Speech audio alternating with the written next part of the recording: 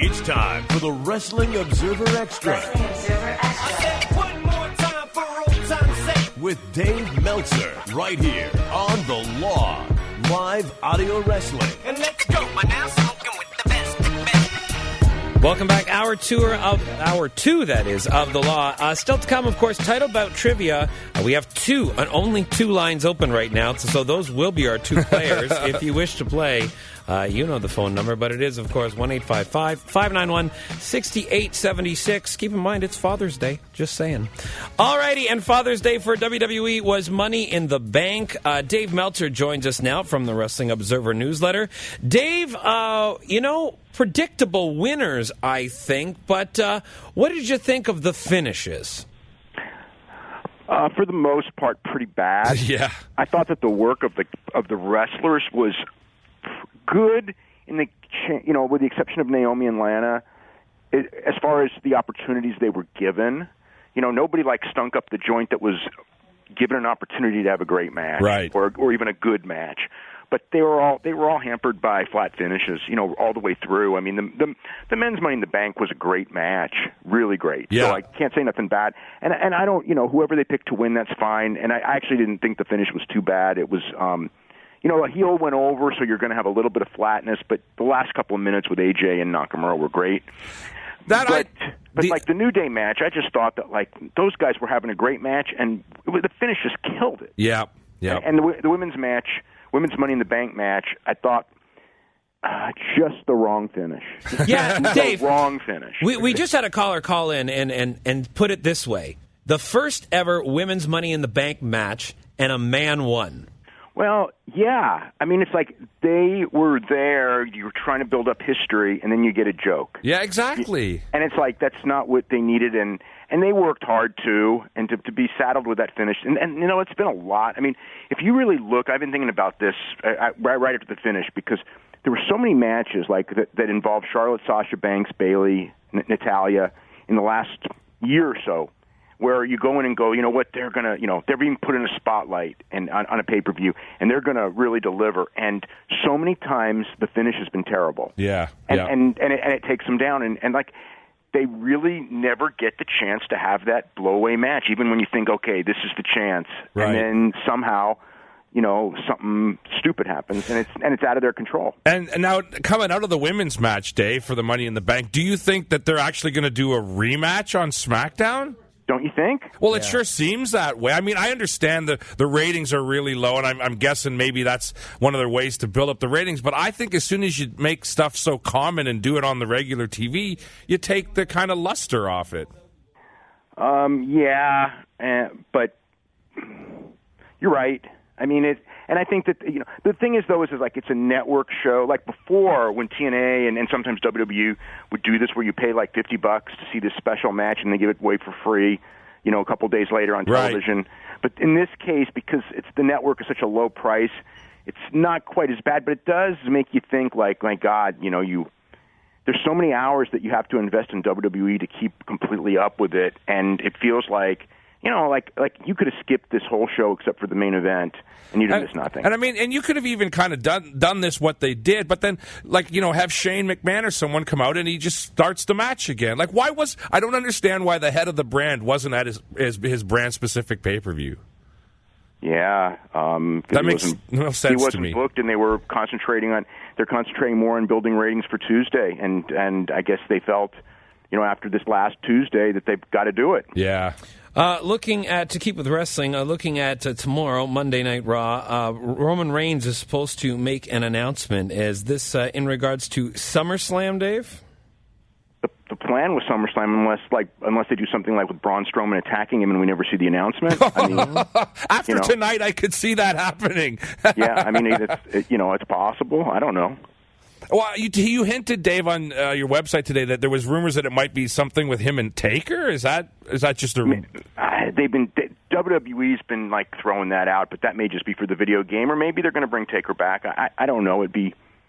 Ooh.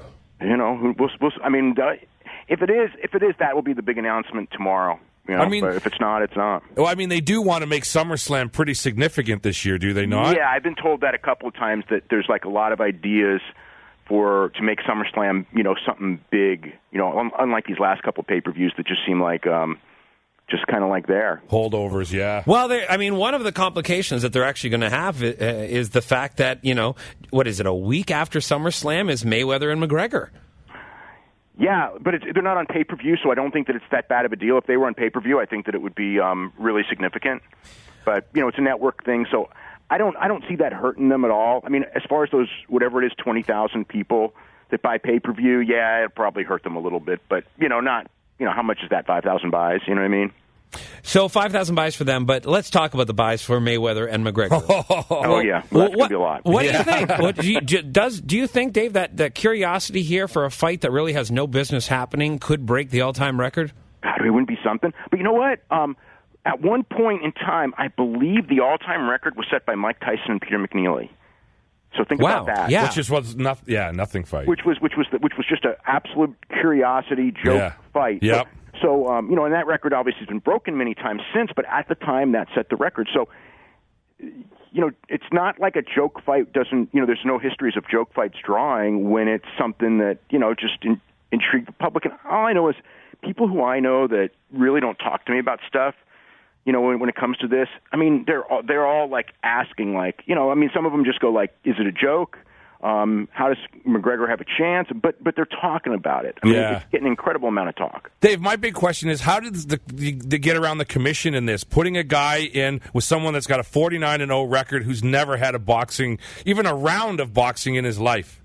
Well, he's had him in the gym. But I know what you're saying, and you're right. There's no legitimately, how could you put the greatest fighter of our generation against a guy who's never had a fight? I mean, it's no matter what. I mean, I know there'll be excuses of, well, he does fight MMA, but that's a different sport, and he's not really having an MMA match. It's a boxing match. I mean, I know. No, it should absolutely not, and it should not be sanctioned. There's no way I can justify sanctioning it. It's all about the money, right? Logically, you couldn't do it. I mean, Nevada, and granted it was a different commission, but the Nevada commission didn't sanction, certain pride matches that were, guys that had actually fought MMA against guys that had fought MMA because they just thought that the discrepancy in ability was so large, and this is just, a completely different world than that. Is there something to be said here because they're not heavyweights, so the probability of getting the big knockout is not as likely as, two guys that are a lot heavier? But you know what? Okay, you're right in the sense of, when I look at this fight, do I expect somebody to get hurt really, really bad? No. I mean, there's always a chance, but I don't really expect that. But part of your job is to protect the public against mismatches, and this is a mismatch. Mm-hmm. Certainly is. Now, looking at Conor McGregor coming at it, I mean, Conor stands to make who knows how much, from maybe $100 million. I mean, then what's his motivation to go back to UFC and fight for 10? That's what I've been saying all along. The only fight, Dave, I could see him doing after this is Georges St. Pierre. Yes, I could see that. I could see a third fight with Diaz, right? Maybe. Mm-hmm. But do I see him going against, like Tony Ferguson? No, probably not. Exactly, no. Like, why? And that's what they need. I mean, these guys like Tony Ferguson, Khabib, these guys have been waiting forever for their title shot. Yeah. So it's just like Conor. They've already put like Max Holloway's now the featherweight champion, never beating Conor. So it's kind of like that. That like when somebody wins the title but the previous champion didn't lose. Yeah. Kind of like Daniel Cormier, honestly. And that those, that's always a tough position to be in. And now it looks like you're going to do it in another weight class. I mean, and you're already going to do it with the cyborg thing. So it's like the stuff with them in the championships of late. It's been very unfortunate. Someone once said, "To be the man, you got to beat the man." I've heard that somewhere before. Couple times here and there. Feel as though that's relevant here. Dave, just wanted to go a little bit more serious here. Matt Hughes was involved in an accident. And first of all, what happened? Because we haven't talked about it on the show. And then what is the status? So he was riding, I'm still confused about some of it, but he was riding a pickup truck and went through a train crossing and got hit by a train on the passenger side. He was rushed to the hospital. He's in the hospital. He's not responsive. The family says that there are no internal injuries and broken bones, but he's not responsive, and it's been a couple of days. And it's certainly still a very critical situation. Now, I heard he had, however, been squeezing people's hands, though? But that could be a reflex action. And his family, I think it was his sister, released a statement saying that people who purport to be friends of the family are reporting false information. So I don't know what's true and what's not when it comes to that. I mean, I think that's the squeezing of the hand is probably accurate. But again, I know people who have been in that situation where you don't know if it's consciousness or reflexes. But they say that he's not in a coma, but his eyes are shut.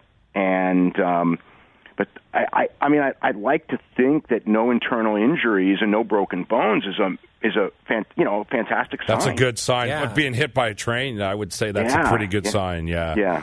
One other thing, too, I wanted to touch on, Dave, just because I know he was close to you and certainly close to your cohort, Brian Alvarez, there at Wrestling Observer, and that's the sudden passing of Buddy Wayne from a heart attack. And if you could just talk a little bit about Buddy. I know for Brian, he was, essential, taught him how to wrestle. Yeah, he was Brian's wrestling teacher. He did podcasts with Brian.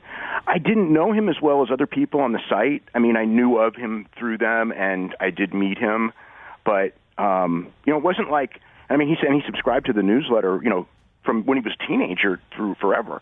So, but it's like, on a personal level, I barely knew him, but I know he was a funny guy with a lot of great stories, and, he had that knowledge of, working the end of the territorial system, and it's 50 years old. Yes. Literally, this was out of nowhere. He was fine the day before, and it's just like, it's really depressing. And, Buddy was someone that he came up in an era where he had worked, jobber matches and enhancement talent for both WWE or WWF at the time and WCW, but just pure size was something that he was too small in that era. Yeah, Brian was talking to me about this just last night because Brian worked with him so much and, said what a great worker he was. And he said, like, if he was around now, if his prime was now, he would be one of these indie guys, because there is no size barrier. But then, at the size he was, and I do remember seeing him, it was like, he always seemed like he was talented, but, and how you guys have been around for, a long enough time that you know how it used to be. And that's how it used to be back, again, his heyday was 20 years ago. Yeah. Yeah, it's unfortunate he was in the wrong era. Yeah, and it's unfortunate for a lot of people. Mm-hmm. You go. Some people now are in the wrong era. You know what I mean? Yeah. And then, but a lot of people then that were very talented were in the wrong era because it was such a, you needed to be 210 the big pounds. Man, the big man era, and even bigger than that to get a big push, even if you were, like a super talent, unless you're like Jack Briscoe or something. Dave, we'll say goodbye for this week. What is coming up in the Observer? We'll definitely have a big story on Buddy Wayne, and I got a story on Ron Starr, and, Tim Hague. It's just a terrible week, and then coverage of this pay-per-view, and I don't want to put the coverage of this pay-per-view at the level of that, but this wasn't a good pay-per-view either. And, we will have, because it's going to be announced on Tuesday, the participants in the G1. Oh, we good. won't know the blocks yet, but that's going to be announced, so I'll have something on that, and, whatever else happens, the whatever happens on Raw on Monday, because they're probably going to have a couple of big announcements. Yep. Seems that way. And another Money in the Bank match on SmackDown. That's right. Probably, yeah. There you have it. Well, Dave, thanks for chatting with us, and we'll talk to you again next week at the same time. Okay, have a great week. You too. Dave Meltzer, WrestlingObserver.com is where you can find all his fine work. Go subscribe to The Observer.